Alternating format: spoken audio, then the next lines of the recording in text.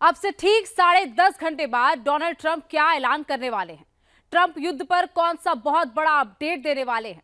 क्या ट्रंप युद्ध खत्म होने का ऐलान करने वाले हैं या फिर एक नई जंग का ऐलान करने वाले हैं? क्या ईरान की जमीन पर अमेरिकी सेना को उतारने वाले हैं? इस वक्त पूरी दुनिया में युद्ध को लेकर तरह तरह के कयास लगाए जा रहे हैं। दिल्ली में अब से बस कुछ देर पहले सीसीएस यानी कि कैबिनेट कमेटी ऑन सिक्योरिटी की मीटिंग हुई। प्रधानमंत्री नरेंद्र मोदी इस मीटिंग की अध्यक्षता कर रहे हैं।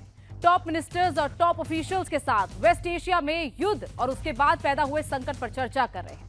इसी बीच अब से बस थोड़ी देर पहले अमेरिकी राष्ट्रपति ने अपने संबोधन से पहले बहुत बड़ा क्लेम किया है। ट्रंप ने कहा कि ईरान ने अमेरिका से सीज फायर की मांग की है। ट्रंप का यह भी कहना है कि वो ईरान की सीज फायर वाली मांग को तभी मानेंगे जब ईरान स्ट्रेट ऑफ होर्मुज खोल देगा, और अगर ईरान ने ऐसा नहीं किया तो अमेरिका ईरान को पूरी तरह तबाह और बर्बाद कर देगा, पत्थर के युग में वापस धकेल देगा। तो दूसरी तरफ ईरान के विदेश मंत्री ने कहा कि ईरान सीज फायर नहीं चाहता, वो अपनी शर्तों पर युद्ध खत्म करना चाहता है। आज युद्ध शुरू हुए पूरे 33 दिन बीत चुके हैं और अगले कुछ घंटों में पूरी दुनिया को यह पता चल जाएगा कि ट्रंप युद्ध खत्म करने वाले हैं या फिर ईरान को दुनिया के नक्शे से मिटाने का ऐलान करने वाले हैं।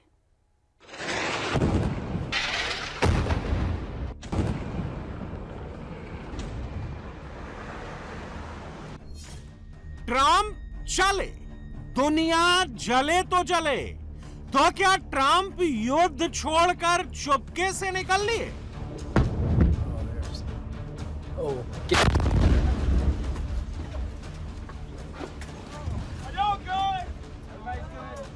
Everybody over here is good.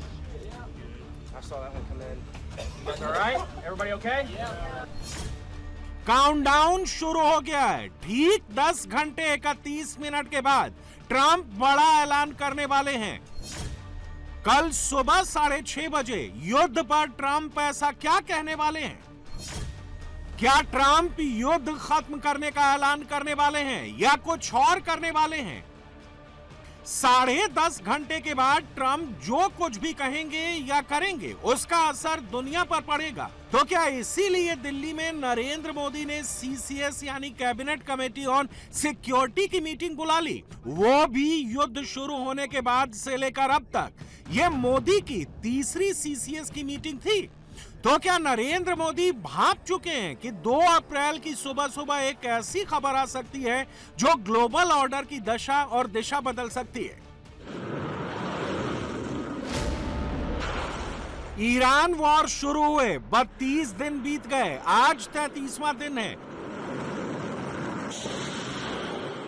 लेकिन इस वक्त पूरी दुनिया की नजरें सिर्फ इस बात पर टिकी हैं कि ट्रंप अमेरिका के नाम संबोधन में क्या कहने वाले हैं। ट्रंप का यह संबोधन कितना बड़ा है, इसका अंदाजा आप इसी बात से लगा लीजिए कि अमेरिका में हर ब्रॉडकास्ट टीवी नेटवर्क को ऑर्डर जारी कर दिया गया है कि ट्रंप की स्पीच का लाइव टेलीकास्ट जरूर दिखाएं। तो क्या ट्रंप हार मानकर युद्ध खत्म करने वाले हैं? क्या ट्रंप ईरान से बिना कोई डील किए ही सरेंडर करने वाले हैं? क्या ट्रंप नाटो से बाहर जाने वाले हैं, नाटो से अमेरिका के एग्जिट का ऐलान करने वाले हैं? या फिर ट्रंप कुछ ऐसा करने वाले हैं, कोई ऐसा ऑर्डर देने वाले हैं जिसकी कोई कल्पना भी नहीं कर सकता?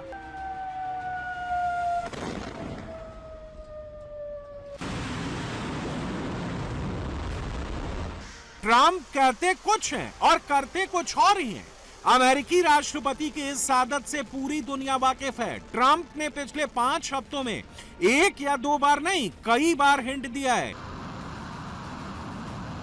कि अब युद्ध खत्म होने वाला है। ट्रंप ने कभी 2 हफ्ते कहा, कभी 8 हफ्तों की ओर इशारा किया, कभी कुछ और कहा।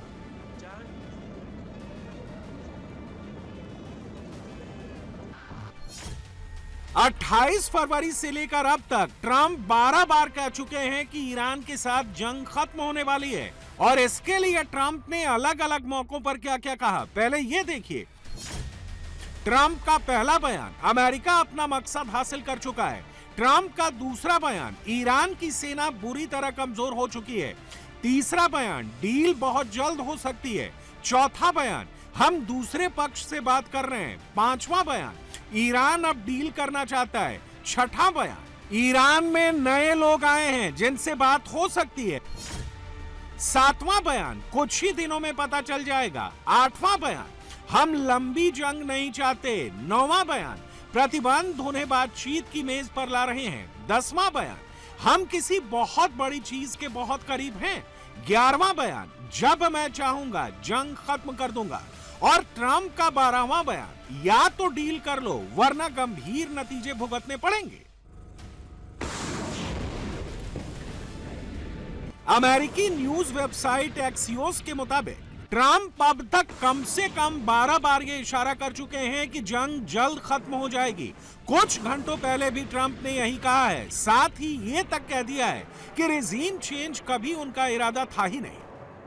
We have had regime change. Now, regime change was not one of the things I had as a goal. I had one goal. They will have no nuclear weapon. And that goal has been attained. They will not have nuclear weapons. But we're finishing the job. And I think within maybe 2 weeks, maybe a couple of days longer to do the job. But we want to knock out every single thing they have. Now, it's possible that we'll make a deal before that because we'll hit bridges, and we've hit some. We'll hit some bridges. Got a couple of nice bridges in mind. But if they come to the table, that'll be good. But it doesn't matter whether they come or not. We've set them back. It'll take 15 to 20 years for them to rebuild what we've done to them. They have no Navy. They have no military. They have no Air Force. They have no telecommunications. They have no anti-aircraft systems. They have no leaders. You know, their leaders are all gone. That's why we have regime change. We have nice new leaders. Peter? Trump जितना भी युद्ध जल्द खत्म होने का राग अलाप लें, लेकिन हकीकत कुछ और ही कहानी बता रही है।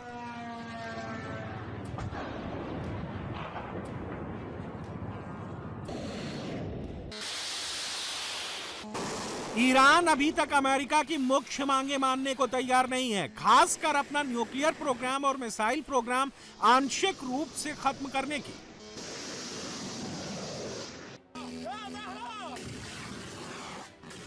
इजरायल और अमेरिका दोनों ने ईरान पर हमले जारी रखे हुए हैं। ईरान के समर्थक गुट भी बदले की कार्रवाई कर रहे हैं। हॉर्मूज की खाड़ी में टेंशन बना हुआ है, जिससे दुनिया भर में तेल के दाम अस्थिर हैं। युद्ध में शामिल देशों के बीच बातचीत सिर्फ अप्रत्यक्ष यानी इनडायरेक्ट तरीके से हो रही है और दोनों तरफ रुख और सख्त होता जा रहा है।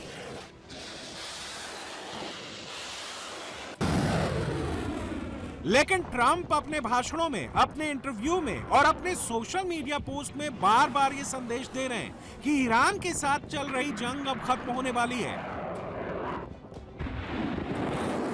लेकिन असलियत थोड़ी अलग और उलझी हुई है।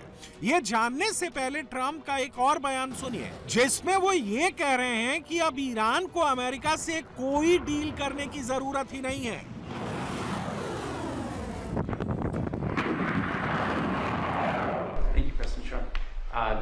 After you said today that the Iran war may be ending soon, the stock market closed much higher. Do you have thoughts on that? Mr. President, a couple of questions for you on Iran, but first one that affects Americans here at home, gas prices. Today they hit $4. We have $4, yeah, and we have a country that's not going to be throwing a nuclear weapon at us in 6 months. Of course, but Americans are feeling the effects in the interim of this and they're also feeling a lot safer. What is the plan to bring them back down? All I have to do is leave Iran, and we'll be doing that very soon, and they'll become tumbling down. And stock prices were up today almost to a record because they know two things. Number one, we have a safe country. We had to take a little detour because we had a madman named Khomeini who sadly is no longer with us. And we had regime change already. We've knocked out one regime, then we knocked out the second regime. Now we have a group of people that are very different. They're much more reasonable. I think much less radicalized. We have had regime change. We're dealing with people that are much more rational, and it's amazing what we've done. We had to make a little detour. I said to the American people, it's time that we have to make a little detour because we have a madman that wants a nuclear weapon, and if we didn't knock him out with a B-2 bomber, we would have a nuclear weapon right now. It would have been used. It would have been used before today, and you may not be standing there asking that question, okay? So I think we have a country that understands that. Does Iran have to make a deal? Does Iran have to make a deal for the U.S. to end its operation in Iran? And No, have you spoken? And have Iran you doesn't spoken have to- directly with Iran anyone doesn't in have Iran? to make a deal. No, they don't. You asked me a question. No, they don't have to make a deal with me. When we feel that they are, for a long period of time, put into the Stone Ages, and they won't be able to come up with a nuclear weapon, then we'll leave. Whether we have a deal or not, it's irrelevant. Now, it's possible that we'll have a deal because they want to make a deal. They want to make a deal more than I want to make a deal. But in a fairly short period of time, we'll be finished. They will not be able to do a nuclear weapon for years. And when they are ready, maybe in a long time from now, able to do a nuclear weapon, you'll have a president that will be like me in that he will go there and he'll knock the hell out of them again, because they cannot have a nuclear weapon. They are very radicalized people. They're very sick leaderships. And I will say, though, that the leadership we're dealing with now, the new regime, because we have a new regime, and the new regime is much better than the past.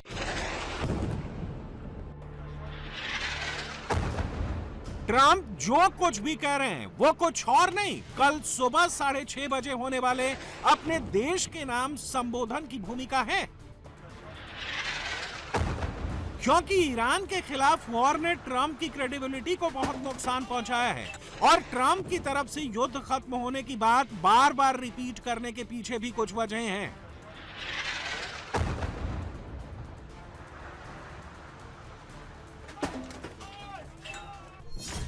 Experts का मानना है कि Trump के ये बयान कई मकसद से दिए जा रहे हैं।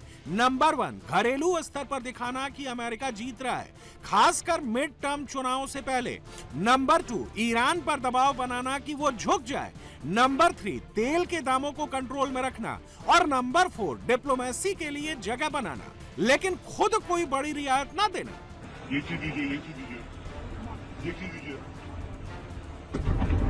लेकिन ये बार बार ट्रंप के युद्ध जल्द खत्म कहने से ये भी सवाल उठ रहा है कि अमेरिका के पास आगे का कोई साफ सुथरा प्लान है भी या नहीं।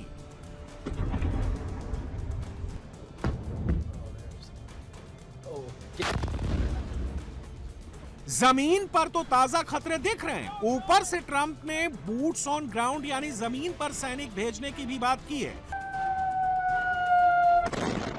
उधर ईरान जवाबी हमले कर रहा है और पूरे इलाके में और फैलने का खतरा अभी भी बना हुआ है। द गार्डियन की रिपोर्ट के मुताबिक ये बिना अंत वाला बढ़ता तनाव जैसा लग रहा है।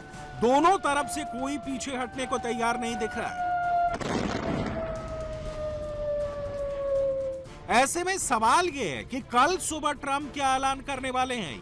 युद्ध अभी खत्म नहीं होगा ये मानकर चलिए, तो फिर ट्रंप क्या करने वाले हैं? अब इसका जवाब आपको देते हैं, क्योंकि मुमकिन है ट्रंप पूरी दुनिया को सरप्राइज कर दें और ट्रंप की प्रेस कॉन्फ्रेंस से पहले ही अमेरिका ईरान के साथ कुछ बहुत बड़ा कांड कर दे। इसकी एक नहीं 3 वजह हैं। पेंटागन ने इस हफ्ते जो 3 चुपके कदम उठाए हैं वो एक बड़ी कहानी बता रहे हैं। पहला कदम, ईरानी सैनिकों और IRGC यानी ईरान की रिवॉल्यूशनरी गार्ड के लोगों को पकड़ने के बाद रखने के लिए जेल और डिटेंशन सेंटर बनाने की तैयारी चल रही है। दूसरा कदम, 82वीं एयरबोर्न डिवीजन यानी अमेरिका की एलीट पैराट्रूपर वाली डिवीजन ने अपना ट्रेनिंग प्रोग्राम रद्द कर दिया है और उसके कुछ हिस्से मिडिल ईस्ट भेज दिए गए हैं। और तीसरा कदम, 3 जहाजों पर सवार 2200 मरीन्स को पहले से तय समय से पहले उस इलाके की तरफ मोड़ दिया गया है। व्हाइट हाउस कह रहा है कि ये सब सिर्फ राष्ट्रपति के लिए विकल्प है, कोई पक्का कमिटमेंट नहीं है। लेकिन सच ये है कि अगर अमेरिका सिर्फ हवाई हमले यानी एरियल अटैक ही करने वाला है तो पकड़े गए दुश्मन सैनिकों के लिए जेल का सिस्टम पहले से तैयार करने की जरूरत नहीं पड़ती। अभी तक जमीन के रास्ते कोई इन्वेजन नहीं हुई है, लेकिन सारे पुर्जे धीरे धीरे अपनी जगह पर आ रहे हैं। बस एक फैसला होना बाकी है और फिर बूट्स ऑन द ग्राउंड यानी अमेरिकी सैनिक जमीन पर उतर जाएंगे। यानी ट्रंप भले ही जंग जल्द खत्म करने का राग अलाप रहे हो, लेकिन पेंटागन चुपके से ग्राउंड ऑपरेशन की तैयारी कर रहा है। तो क्या ट्रंप कल यही ऐलान करने वाले हैं? अमेरिका की ओर से ईरान में ग्राउंड इन्वेजन की सुगबुगाहट इसलिए भी तेज हो गई है क्योंकि अमेरिका के ग्राउंड अटैक एयरक्राफ्ट जिनमें 12A-10C थंडरबोल्ट विमान हैं, उन्हें अब RAF लैकनहीथ बेस पर तैनात कर दिया गया है ताकि वो जमीन पर होने वाले ऑपरेशंस पे सपोर्ट दे सकें। ये ईरान पर जमीन से हमला करने की बहुत बड़ी निशानी है। A-10 विमान खास तौर पर जमीन के करीब जाकर सपोर्ट देने के लिए बनाया गया है। इसकी 30 mm तोप टैंकों और बख्तरबंद गाड़ियों को चीर फाड़ कर रख देने वाली है। ये रॉकेट मिसाइल और बमों से जमीन पर लड़ रहे अपने सैनिकों की सुरक्षा करने के लिए भी मशहूर है। ऊपर से अमेरिकी फोर्सेस की बड़ी टुकड़ियों को मिडिल ईस्ट में तैनात कर दिया गया है। ये तस्वीरें यूएई से आई हैं। सवाल है कि ट्रंप के दिमाग में क्या चल रहा है। इस सवाल का जवाब आपको ट्रंप के इस पोस्ट में मिलेगा जो उन्होंने कल सुबह होने वाले देश के नाम संबोधन से ठीक पहले किया है। ट्रंप की ये पोस्ट साफ साफ बता रही है कि वो कल क्या ऐलान करने वाले हैं। ट्रंप ने कहा है कि ईरान के नए रिजीम वाले प्रेसिडेंट जो अपने पहले वाले लीडरों से कहीं कम कट्टर और बहुत ज्यादा समझदार हैं, उन्होंने अभी अभी अमेरिका से सीज फायर की मांग कर दी है। हम तब विचार करेंगे जब हॉर्मूज स्ट्रेट पूरी तरह से खुला, आजाद और साफ हो जाएगा। तब तक हम ईरान को पूरी तरह से तबाह करते रहेंगे या जैसा लोग कहते हैं इन्हें पत्थर के युग में वापस धकेल देंगे। ट्रंप क्लेम कर रहे हैं कि अब की बार ईरान ने अमेरिका से सीज फायर की मांग कर दी है, जबकि फैक्ट तो यह है कि ईरान लगातार हमले कर रहा है। आज ही ईरान ने अमेरिकी बेसेस और इजराइल पर हमले का नया वीडियो जारी किया है। ईरान की नवासियमी मिसाइलों वाली वेव में 100 से ज्यादा हैवी मिसाइल दागी गई हैं, 200 रॉकेट दागे गए हैं, ऑफेंसिव ड्रोन से हमला किया गया है। और इन तस्वीरों को देखकर कहीं से ये नहीं लग रहा कि ईरान ने अमेरिका से सीज फायर की मांग की है। यानी ट्रंप सीधे सीधे झूठ बोल रहे हैं और ऐसे एक नहीं कई सारे झूठ ट्रंप ने पिछले 24 घंटे में बोले।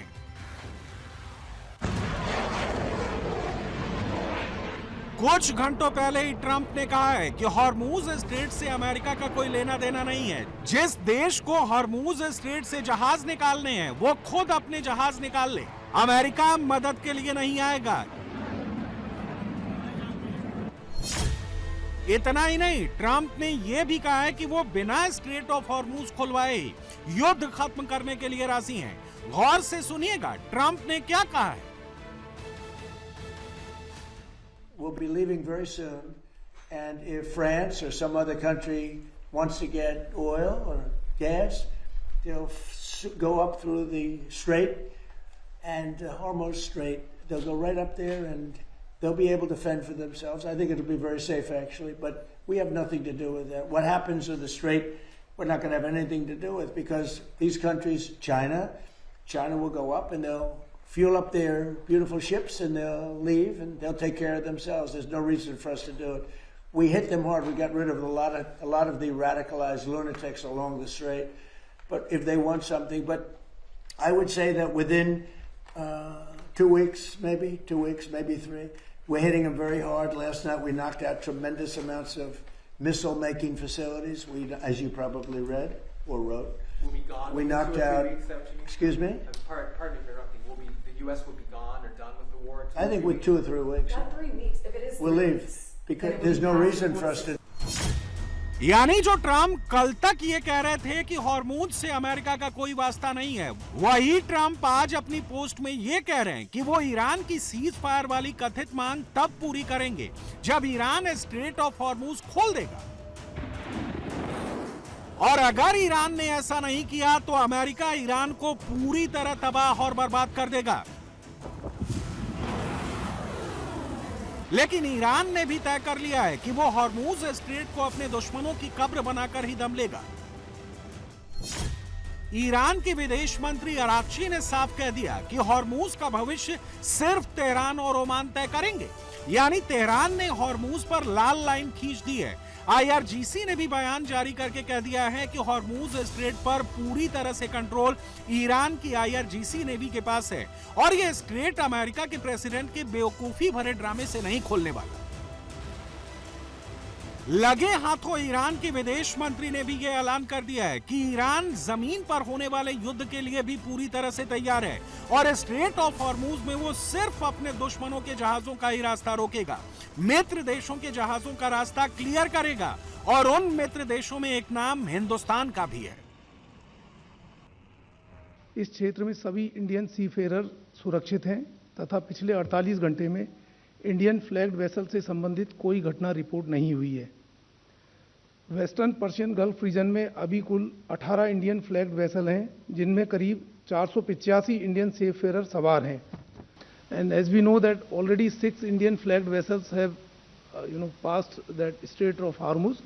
4 have already reached and 2 are expected to reach shortly to Indian ports. इस बीच आज ही ब्रिटेन के प्रधानमंत्री ने भी ट्रंप को दो टूक जवाब दे दिया है। कह दिया है कि वो अमेरिका की इस जंग में शामिल नहीं होगा और हॉर्मूज खोलने के लिए अहम बैठक बुलाएगा। इसी हफ्ते ब्रिटेन की मेजबानी में लगभग 35 देश एक खास बैठक में शामिल होंगे। इस बैठक में हॉर्मूज को दोबारा खुलवाने को लेकर चर्चा होगी।